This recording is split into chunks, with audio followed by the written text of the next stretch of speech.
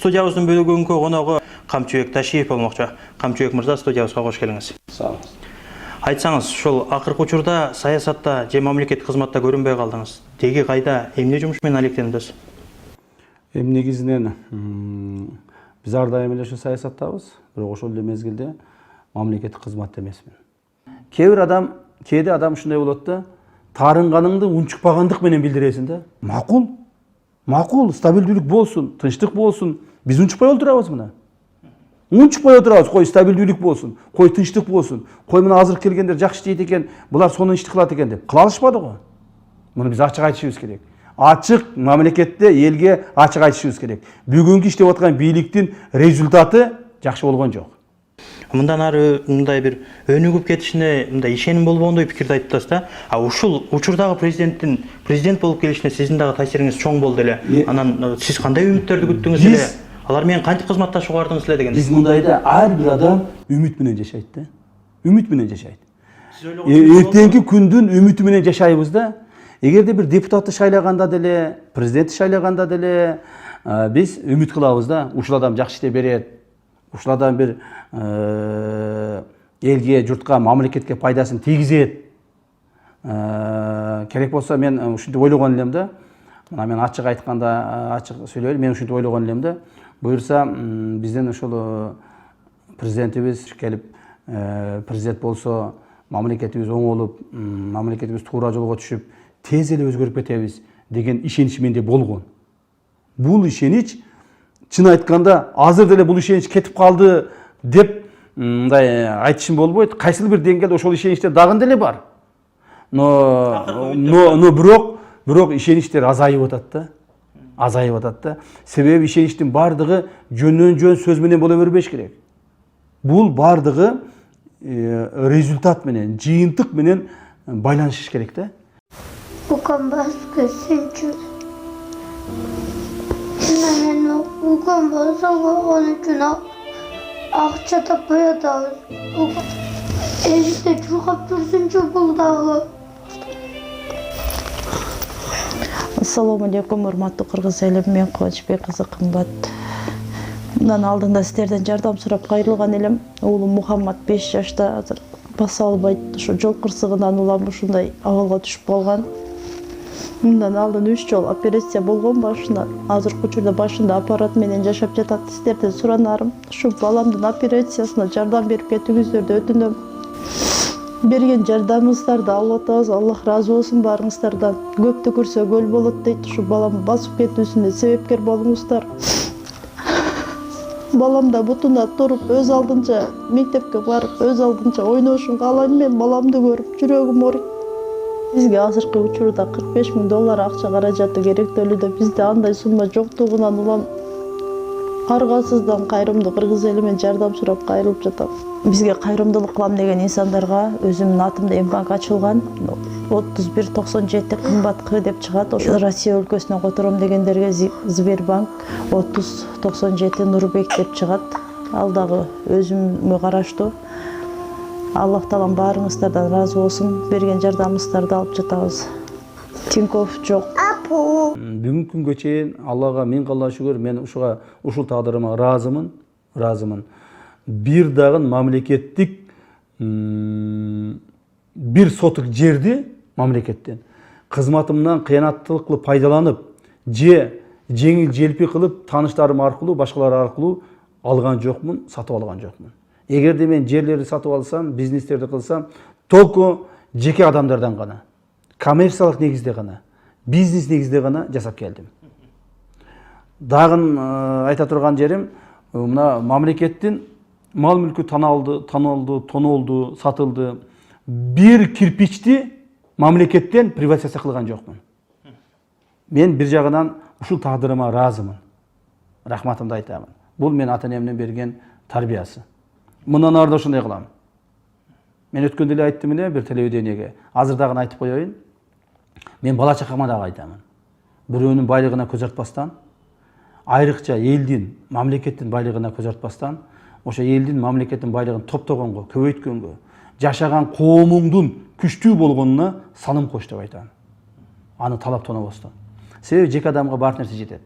Мен мүмкүн кээ бир ошо прихватизаторлордой бай болбосом дагы аларга окшоп 10-15 завод фабриканы жүздөгөн гектар жерлерди тартып алып, то есть мамлекеттен бекерге эптеп сатып алып, баягыдай куулук кылып байбасам дагы, алардай бай болбосом дагы, мен Кудайга шүгүр баймын. Жеген тамагым, кылган ишим, элге кыла турган кайрымдуулугум Алла Таалам берип атат, мен ошону жасап атам. Ассаламу алейкум, урматтуу мекендештер, урматтуу кыргыз элим, амансыңарбы? Эми YouTube кайрылуу жасабай койгонго туура келбей атат. Ага жүрөктөгү абийир да туура келбей атат. Биздин урматтуу генералыбыз Ташиев Камчы Кыдыршаевичке Кыргызстанга бир иш жасабаган инсандар чыгып, журналисттерге интервью берип, мына Бакиров Өмүрбек, Бекназаров, Айжигитов, Адлет Айтикеев, мен шуларды мен түшүнбөйм да, эмне иш жасады Кыргызстан үчүн? Эмне иш кылды ушулар Кыргызстанга? Баткенде тажик, өзбек, тажик, кыргыз урушунда, Коголаң урушунда Ташиевден башка ким турду ошол жерде? Дух болуп солдаттарга. Шулар барды ушу Бекназаровтар, ушу Бакировтар, ушул Айжигитов, Айтикеев окшогондор бардыбы? Кадам басып барган эмес. Чек ара чечилип атканда 2010-жылы улуттар аралык уруш чыкканда ушул Ташиев Камчы Кыдыршаевич өзбек туугандарга дагы барып, кыргыз туугандар менен да сүйлөшүп, ымалага келтирип, эртерээк тынчтыкты алып келген ушу Ташиев Камчы Кыдыршаевич болгон. Бунун карапайым эл бардыгы жакшы билет. Карапайым эл буну колдоп алат. Колдойт учурда колдоп алат. Колдоп келген буга чейин. 2000-жылдан бери Ташиев Камчы Кыдыршаевич 7-синдерге жардам берип, мечит салып, жол салып, спорт комплекс салып, үй жокторго үй салып берип, карапайым элге жардам берип келген ушул күнгө чейин. Эч жерде иштебеген учурда дагы, мамлекет иште болбогон учурда дагы бул ушул иштерди жасаган. Буну президентибиз Садыр Нуркожоевич өтө жакшы билет.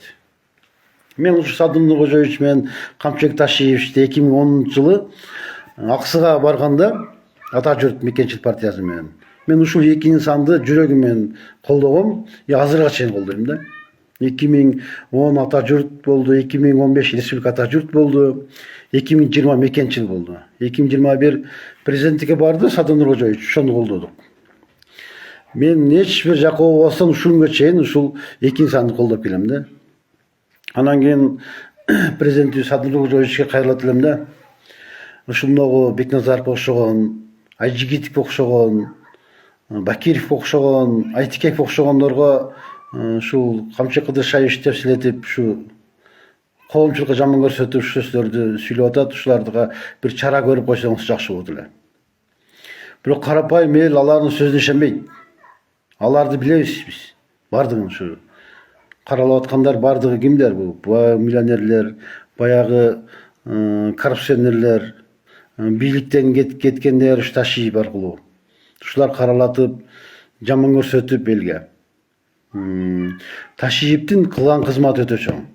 Өтө чоң. Буну балайбыз биз. Анан ар кандай байларды журналистти чакырып алып, подкастта суроо берип, ар кандай туура келбеген суроолорду берип, Ташиевдин абийирине шек келтирип атасыңар.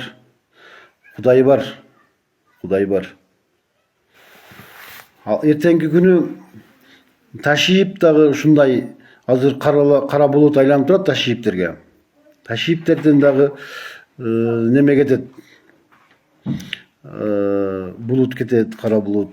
Буларга да күн тиет. Күн тийгенде дагы катуу тиет. Мен 2017-жылы Садыр Нуркожоевич тиги келип атканда 25 мартта биз митингге барганбыз. Ошондо ушунчо бийликтин немесин көргөндө мен ушуну айткан элем. Кудай кааласа Жапаровторго дагы бийлик келет. Бийлик келгенде дагы катуу келет. күн тиет, күн тигенде катуу тиет деп мен ушундай айткан элем да. Күн тийди. 4 тарабан тийди Садыр Нуркожоевичтерге. Азыр ушул күн эртең Ташиевтерге да тиеши мүмкүн. Тиет. Бул элдин каалоосу, элдин немеси ушундай. Урматтуу Садыр Нуркожоевич, сизди 2019 жылы апрелдин 28-29 33 күн митингге чыгып ишти актоо үчүн жаңы жагдайлар боюнча иш ачылганда биз ушул жерде турганбыз. 2020 жылы 2 март беле Удая митингиге барганмын өзүм балдар менен. 2017 жылы 25 мартта барганбыз. Анан кийин Ташиев Камчыбек Кыдыршаевич ушундай бир Кыргызстан үчүн күйбөгөн инсандар, Кыргызстан үчүн бир иш жасабаган инсандар Ташиев азылып атса, чекеде карап турганга туура келбеди. Сиздер экөөңүздөр Ташиев, Камчыбек Кыдыршаевич менен Садыр Нуркожоевич менен экөөңөр бир инсан деп эсептейм. Себеби сизди камалып жатканыңызда да бир жаныңызда Ташиев эле калган. Башка эч ким калган. Азыр жаныңызда тургандардын бири да жок болгон. Бир Ташиев болгон. Ташиев сиздин ысыңызга, сууңузга күйгөн Ташиев болгон. Бирок азыркы күндө Ташиевтерге мындай каралоолуу болуп атканда сиз жөн карап отурганыңыз менге мындай туура келбей атат да. Мен эле эмес, мындай карапайым элге да ар кандай суроолор жаратып атат да. Ошолго байланыштуу урматтуу Садыр Нуркожоевич, сиздердин сураныч карапайым инсан катары ошол Ташиевди каралап аткан инсандарга кичине бир чектөө киргизип, кичине бир мыйзам чегинде жоопко тартып, мындай кылып койсоңуздар жакшы болот эле. Карапайым эл дагы сизге дагы ишеним артып калмак. Себеби Ташиевдин ушунга чейинки кылган кызматы, 5 жыл ичиндеги күнү түнү кылган кызматы дана көрүнүп турат, кандай ишти жасаганын. Могу сүйлөп аткан бири дагы бир Кыргызстан үчүн иш жасаган эмес. Мен билбеймин. Адахан Кимсарбаев да сүйлөп атат. Ал деле кыйратып бир иш жасаганын мен уккан эмесмин, билбейм кандай болгонун. Ошого мындагыл Ташиевди Садыр Нуркожоевич экөөңүздөр мен колдоп келгем ушул күнгө чейин, 2010 баштап. Дагы колдойбуз, Кудай кааласа насип иншаллах. Ташиевди каралап аткандарга кичине бир чара көрүп койсоңуз жакшы болот эле. Сизден сураныч.